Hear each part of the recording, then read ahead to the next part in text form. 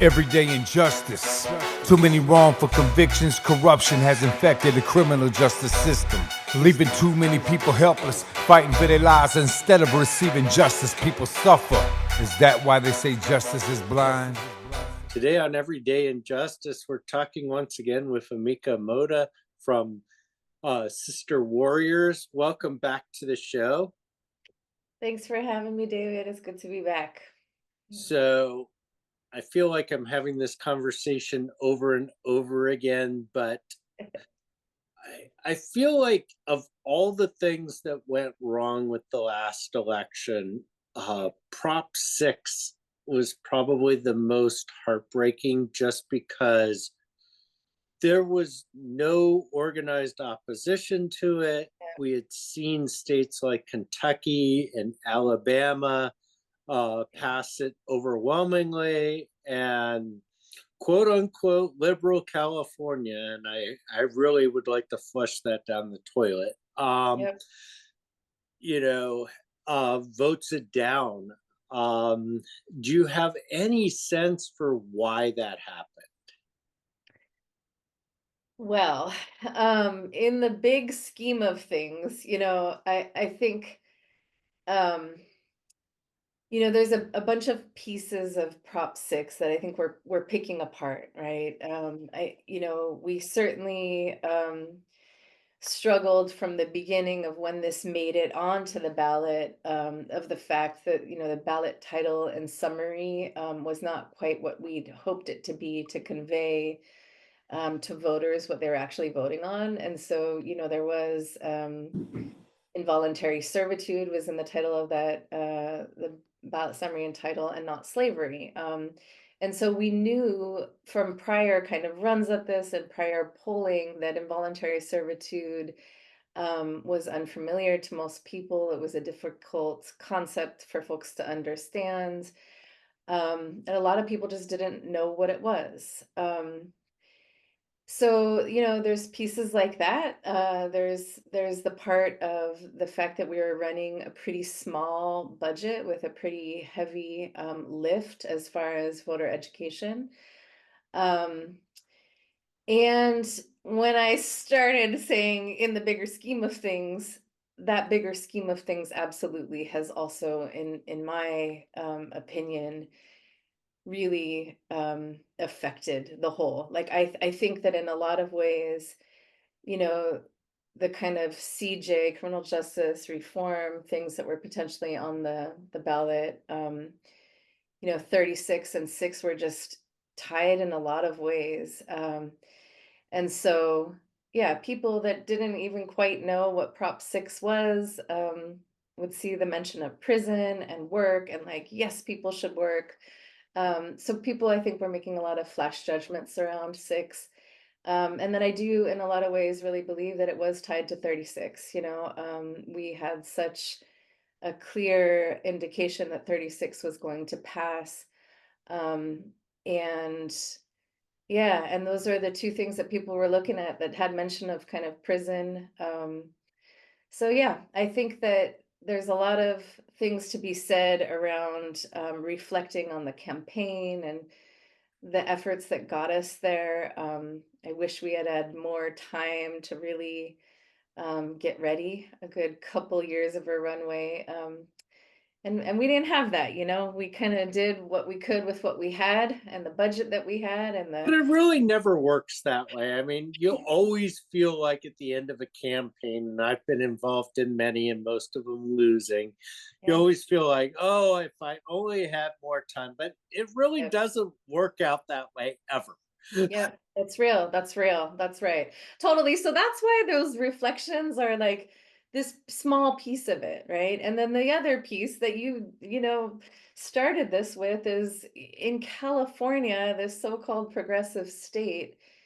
It's wild that we could not get this done on the second attempt, right? And really, with the kind of modifications that we had learned from the first attempt, we had a trailer bill that went along with ACA 8 that really clarified that this would not impact wages on the inside. Um, And so it had separated the issues that created some kind of legislative confusion around this last time, but it wasn't enough. So it is a shame. I mean, it's to look at California and to think that we have not been able to do this, and to look Nevada and Utah and Alabama, Tennessee. It's just pretty mind blowing that here we are again. So I have a few thoughts that I want to kind of share and ask you about. So one of the things that I've been thinking about since the election was basically reintroducing to the public who incarcerated people are, because I feel like, and maybe this maybe I should word this more strongly, but I feel like most people don't have any connection to incarcerated people, Yeah. and so because of that, they rely on these stereotypes. Hey, these are bad people, these are people that are dangerous, these are people that should be compelled to work because that's what's going to make them better. Now, the reality is that there's a wide range of people that are incarcerated, people that are incarcerated for very minor offenses or relatively minor offenses, people that have committed unthinkable acts. And, Yeah. if we paint with a broad brush, then we end up kind of missing the nuance here. Yeah. And I've worked with a lot of people that are incarcerated that have just been released. And a lot of them have put in a lot of work. Yeah. They've gotten themselves educated, they've worked on childhood trauma, and been able to kind of get past whatever it was that probably got them there in the first place, and now they're ready to move on. But one of the barriers that I kept hearing when I talked to incarcerated people is, hey, if I have to work, then I have to make these trade-offs between working and treatment, working and education. But I feel Mhm. like that argument falls flat unless people have kind of a conception for the people that are going to be affected by this. And so it seems like, and I'm sorry this is long winded, but it seems like to me that one of the biggest things is to kind of reintroduce and tell stories about people that, hey, they did something bad at one point, they made a mistake. Probably better than saying they did something bad. They made a mistake. It might have been a serious mistake, but they're not the sum of that. Yep. And now they're a person, and they're going to get out at some point. We might as well allow them to succeed when they get out. Yeah. Now, maybe you can respond. Yeah, no, 100%. I think that like you hit the core of this, and I actually think that this felt like the work that we knew we had to do around this proposition, right? There was this whole like, what does it mean to be on a ballot committee and figure out how to translate all of this stuff to people that are not touched by incarceration, or that don't know somebody in their close family or friends circle that has been incarcerated. But I actually think that that is what we had really hoped to do the first time around in ACA. During ACA 3, we actually launched uh, a project called Tales from the Plantation, and we lifted that project with ASAP, this organization ASAP, and 10P. It was folks from the inside, and that campaign was really focused on stories from the inside, because that's what at that time we really wanted to convey, what it really looked like. What does involuntary servitude look like in action? And so we really just wanted the stories to be told of who was inside, of what a day of work looked like, of what it really looked like when you wanted to take a class but couldn't. And actually, what does forced labor really look like? What does it mean to be punished for refusing a job assignment? That was that bridge that we felt like we needed to cross, was to be able to tell the stories that would get people to understand the kind of the way that involuntary servitude plays out day by day and who is impacted by it. And I think that you're right. Like the other feeling that was left after we failed at the ballot was like, it just also felt loud and clear that punishment culture was center, right? To kind of what people think would clean up our societal issues, right?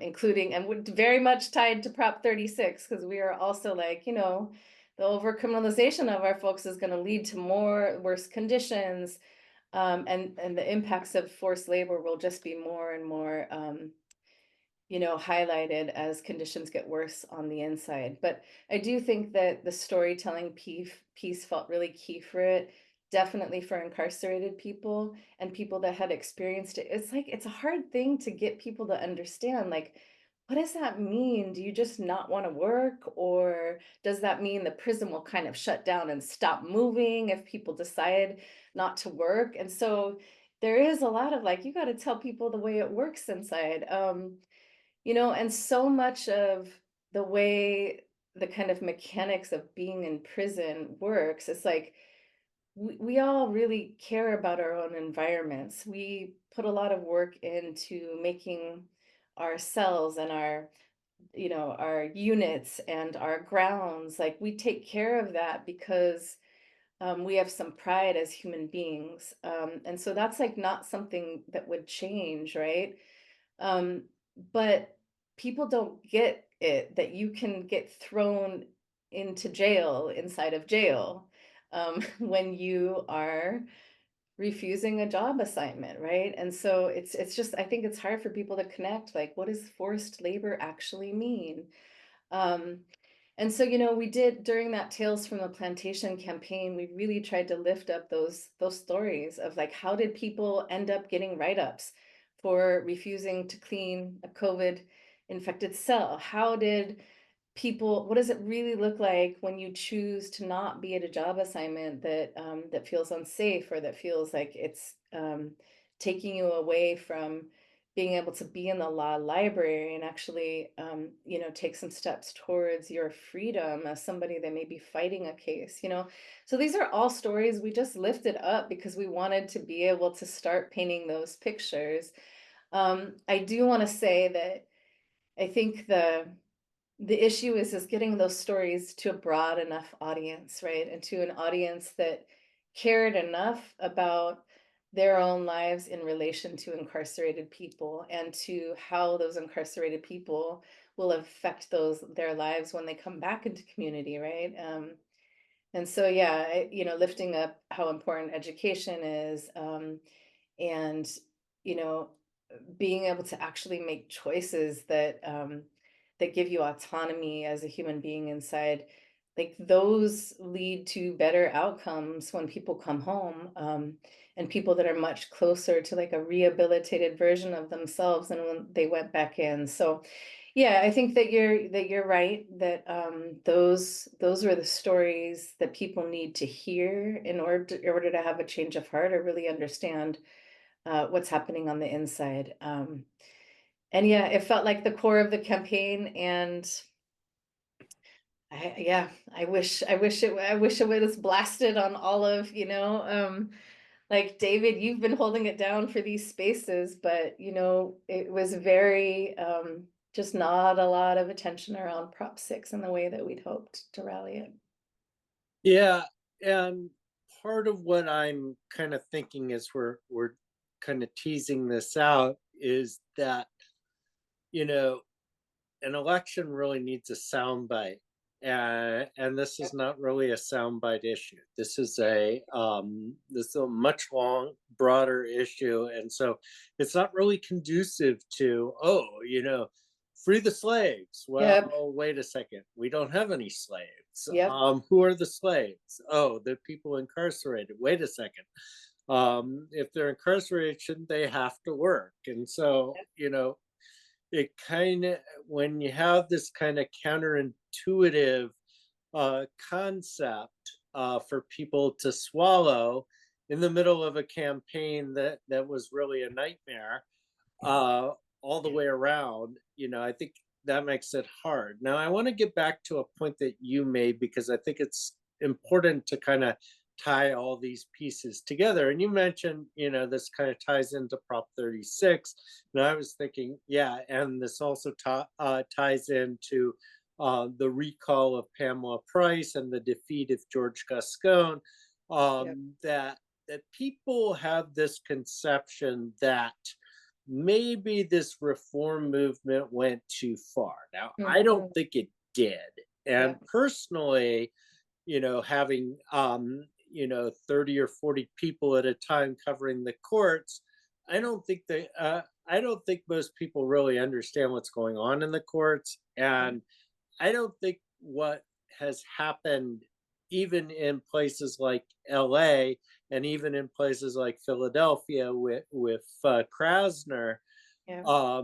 that things have really gone radical. What's happened is that we went too far one way, into mass incarceration. We realized that throwing people in a cage is a very expensive solution and it doesn't work. Yep. And so there have to be better ways to do this. Okay. Unfortunately, again, we get back to this thing, right? People have this fear that, crime is running amok. We Mhm. can talk again about the fact that that's not true, but Yeah. that's what they thought. Yeah. And again, the problem I feel like we have here is that we need to tell a story and they can tell a soundbite. And Yeah. we're going to lose that fight every time. 100%. That's so spot on. It's so spot on. Yeah, I know it's absolutely like when you have these kind of nuances that take deep conversation and dialogue, it's not a soundbite, right? And we saw that too as we were out there talking to voters and canvassing on the issue and phone banking, that the dialogue almost always shifted position, right? And so like people that were a solid yes on uh, you know 36 and vice versa with Prop 6, like people really changed their minds once they got into conversation and realized what the real impact would be. But I also have to say that, the way people were perceiving what was happening around them is real, right? People had feelings of fear, and people were unsettled about what was happening and this kind of lack of control. And we see this in waves, in cycles, tied to kind of uh, electoral cycles. And I can say for me, this is the first time that I, in my kind of small, short life as an organizer, have seen this cycle swing, right? I got out of prison in 2015, right after Prop 47 had passed. And also right before, Prop 57 was one of the first campaigns I got to work on. And so to me, that was this really big shift, because when I entered prison in 2008, I was in the county jail in 2008, stepped into prison in 2009. We were at CIW, the women's prison down south, we were at 176 percent capacity at that time. So we were at the kind of height of prison overcrowding. I remember, that year sitting in the county jail in Orange County, so many young people were sitting in that county jail, and they were there for years, a year, 2 years for a theft charge or a possession charge, right?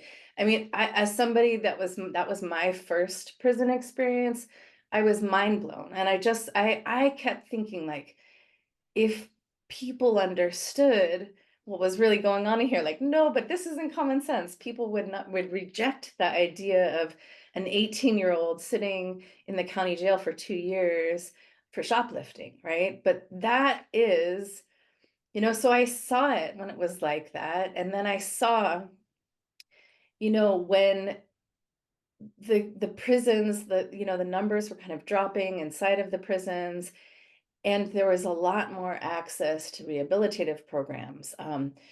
People that had been cycling in and out and in and out, we were seeing more and more of those folks that were kind of landing in programs and actually staying out longer. And so, just in this kind of 10-year cycle that I've got to witness since I've been out, we're swinging all the way back, right? We know that Prop 36 is going to give that same outcome that we saw pre-Prop 47.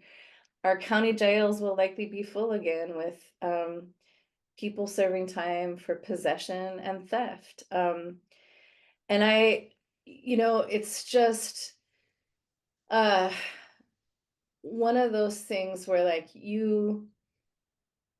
not addressing the way that people really were feeling on the streets, I think was part of our downfall in ways, right? I would like to say 100%, David, that the soundbite thing doesn't work, and we also know that that is about all time people have time for it sometimes, right? Like whatever the hook is going to be. So yeah, I just feel like there was times when we didn't do as good a job about like really talking to people about fear and these kind of cycles of fear and what we could do. In some ways, in a lot of circles, people would get a little bit silent, and so anyway, I am not in a point to like reflect about what we did wrong. I actually think that we have a bunch of processing to do, and I actually think that more than ever, we need to get really good at listening right now. And I feel like in some ways that was a bit of our, where we were a bit off, is that we were not doing that kind of deep cultural listening to what people were saying, their reactions were to kind of, the perception that crime was on the rise and that every smash and grab that was caught on TV was going to like spread to all the neighborhoods through California and across the country. The other fact that San Francisco and Oakland were highlighted so much in these national newsreels as these kind of doom loop cities, I think was also tough, right? It was like tough for voters that don't understand the kind of root causes of poverty, cycles of crime, theft, possession, addiction, the war on drugs, that, impact of 30 years of bad policy. Like there's so many of those things uh, that we didn't have a clear enough message about. So yeah, not trying to like thump us for not doing right, but I'm also like very much still in this place where reflection and listening feels like the thing to do for a while, instead of coming to any hard conclusions about where we went wrong, I guess. And I hear that. I feel like there are kind of two occurrences that kind of conjoin to create this problem. One was, of course, the pandemic, Yes. which really did disrupt everybody's life, right? And so crime really did go up. Yep. But the other problem was, these viral videos Yep. that depicted something that actually wasn't as big a problem as it was, and also wasn't impacted at all by Prop 47. Yep. There's this argument that Prop 47 is the reason we had all this stuff. But if you actually look at most of these viral videos, Yep. almost every single one of them was charged as a felony. 100%. Why is that? Well, because the laws are sufficient to be able to charge those kinds of crimes as a felony. Right. Because they're either over 950, which really isn't as much money as people think it is, Yep. or it's a conspiracy because it's an organized crime, or it's robbery because they're using force and fear to do it. And so the DAs under existing laws were able to charge most of those crimes as felonies. And so this idea that things were running amok in California because of Prop 47 was just false. And then you can look at, the felony limit in California, which is actually a lot lower than most states, and also the fact that retail theft went up everywhere, not just in California. And also, crime went up everywhere, not just in places with progressive quote unquote prosecutors. Yes. It went up across the board, and in some places it went up more in red counties with Yeah. traditional prosecutors than it did in blue counties with reform prosecutors. So Right. anyway, I mean, I hear what you're saying, that and I agree with you, by the way. I feel like, the worst thing you can try to do is tell the voters, oh, you don't really believe that. And Yeah. I'll give you an example.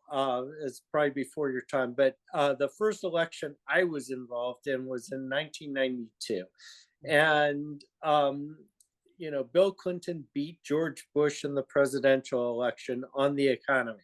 And George Bush tried to argue that, hey, the economy's going good. The economy's going good. But nobody felt that way. And Yep. so, and it kind of happened this time too. Like, Yep. people felt like the economy was going poorly. The cost of eggs and gas has gone way up. Yes. We were talking last night in my family about the fact that, a loaf of garlic bread was $10, and we're just like, what? Yeah. Right.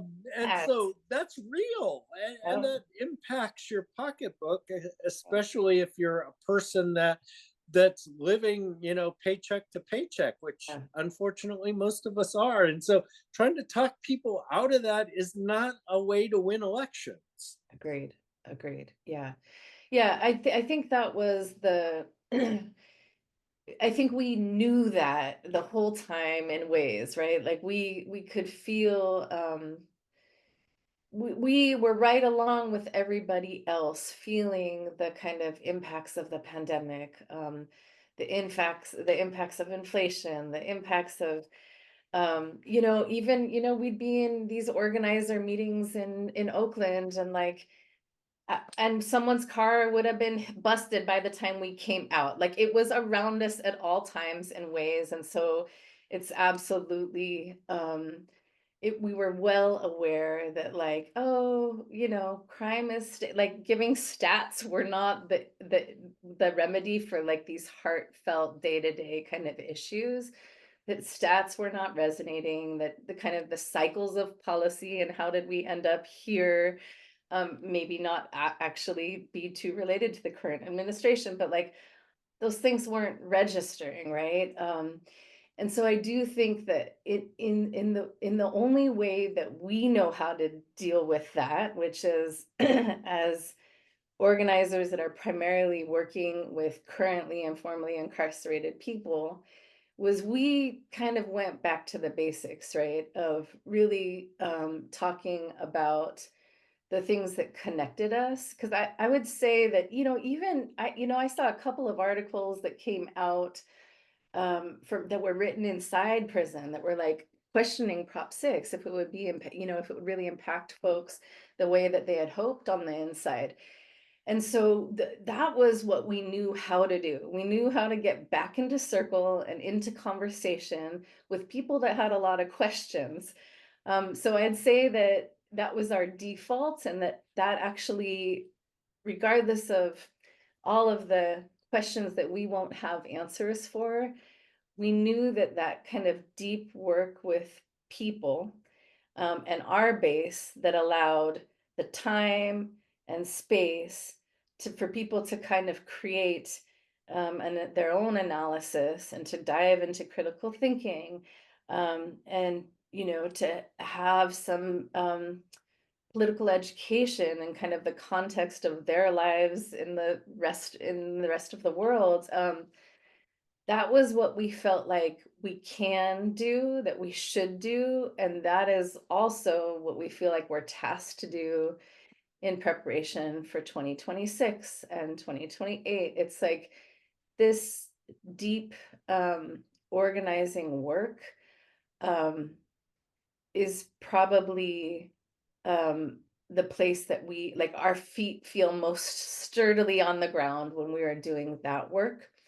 And we also know that in many ways the work has to be broader than our small kind of coalition circles and these kind of bubbles that we have been living in, particularly with like CJ reform. And so I'd say a lot of the conversations around how we can get the next version of Prop 6 passed is really about like expanding our tables, like, getting labor involved, getting like, we need to just really do a lot of kind of cross organizing with other movements in relation to this. And so, I could say that those are the things that we're thinking about moving forward is setting a bigger table with a broader coalition where people who are doing that kind of deep work with their base can expand our reach and touch. And then for us, it's like, all right, well, in this other swing, when we are now going to have people facing, worse conditions on the inside, people that are in ICE facilities currently, uh, I mean, like, these are the people that we are concerned about, that we're going to like continue working closely with. In many ways, we feel like our job is to protect our folks in the next few years, I think, for all of us. And then, thinking about how we, yeah, again, broaden that table so we have more people edit with us this time. Because it does also feel like sometimes we're preaching to the choir in a lot of ways. Like if we're organizing on Prop 6, but we see the same kind of orgs, people and base stepping into the rooms, that's a concern too. Uh, Yeah, and that's kind of how it felt, 2018 to 2020. It felt like we made a lot of inroads. yeah, Things changed a lot, but it also felt like it was a little bit insular and yeah, isolated. And I yeah, remember this conversation in 2020, right before the pandemic hit. And the one of the speakers was mentioning the fact that crime's been going down, and so we've been able to make all these changes and reforms and get progressive prosecutors elected. And I was thinking, the the other side of the fence really hasn't gotten activated. yeah, And sure enough, that year we started to see this pushback against reforms and stuff. And so it felt like, there was this little bit of a bubble that allowed progress to be made, and the door kind of slammed on it. And now it's going to be a lot harder to move forward. And that's not to say it can't happen, and that I don't. I feel like some of the reforms and some of the changes that have been made are going to stick. Like I always talk about the fact that the floor of criminal justice reform has moved. And so there are all sorts of things that I think, are never going to go back. Like I think that prisons now realize that, yeah, we got to actually educate the people on the inside, yeah, because just turning people out doesn't help them or us. yes, yes, And I think we also recognize that we can really release people that have been in for a long time because they're not a threat. And I think we've learned a lot about juvenile brain development. And so I think we're going to be more conscientious about distinguishing between children and adults. yeah, Where I think, the battle lines are going to lie are on things like bail reform, yep, because it doesn't make any sense to me that money is the necessitating factor that makes somebody safe to release. What? That yes, doesn't make any sense. right, right, totally. Yeah, I know, I think you're right on that, and I think that, that you're right, the floor has moved, right? There are some things that, and we all know in many ways the kind of like errors of the past and a lot of kind of politicians that have stepped up and really, apologized for previous bad policy decisions and ways of thinking, and that have demonstrated maybe their own growth trajectory around some of the issues. And I totally agree. I think that some things will not go back. And I think one of the biggest fears is, um, for our folks that are sitting inside. I agree that, like, I have never, we're often in both of the women's prisons. I've never seen so many programs being offered. I've never seen so many kind of like volunteer programs making their way in. I'm not trying to throw a lot of praise to the prisons, but there is there's evidence of change. There's evidence of change, like, on the grounds, and when you're talking to people, and when you're looking at the program opportunities today versus 15 years ago. It looks really, really different.